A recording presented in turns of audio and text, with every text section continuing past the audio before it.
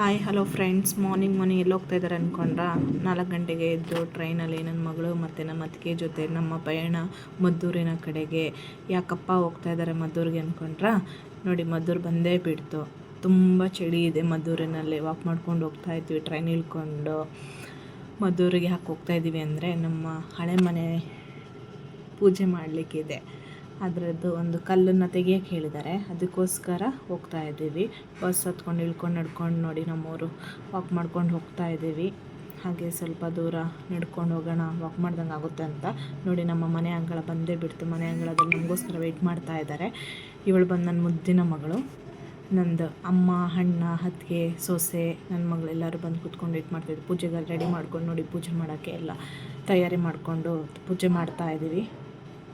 ನಮ್ಮಣ್ಣ ಪೂಜೆ ಮಾಡೋಕ್ಕೆಲ್ಲ ರೆಡಿ ಮಾಡ್ಕೊತಾರೆ. ಹಸ್ಬೆಂಡ್ ನೋಡಿ ನಿಂತ್ಕೊಂಡಿದ್ದಾರೆ, ನಮ್ಮಮ್ಮ ನಿಂತ್ಕೊಂಡು ನೋಡ್ತಾ ಇದ್ದಾರೆ. ಎಲ್ಲರೂ ನಿಂತ್ಕೊಂಡು ಮಾತಾಡ್ಕೊಂಡು ನೋಡಿ, ನನ್ನ ಮಗಳು ನನ್ನ ಸೊಸೆ ಇಬ್ಬರು ಏನೋ ಕಷ್ಟ ಸುಖ ಮಾತಾಡ್ಕೋತಾ ಇದ್ದಾರೆ ಅಲ್ವಾ. ಇವಳು ನನ್ನ ಮುದ್ದಿನ ಮಗಳು. ನಮ್ಮ ದೊಡ್ಡಪ್ಪ ಪೂಜೆ ಮಾಡೋಕ್ಕೆ ರೆಡಿ ಮಾಡ್ತಾ ಇದ್ದಾರೆ.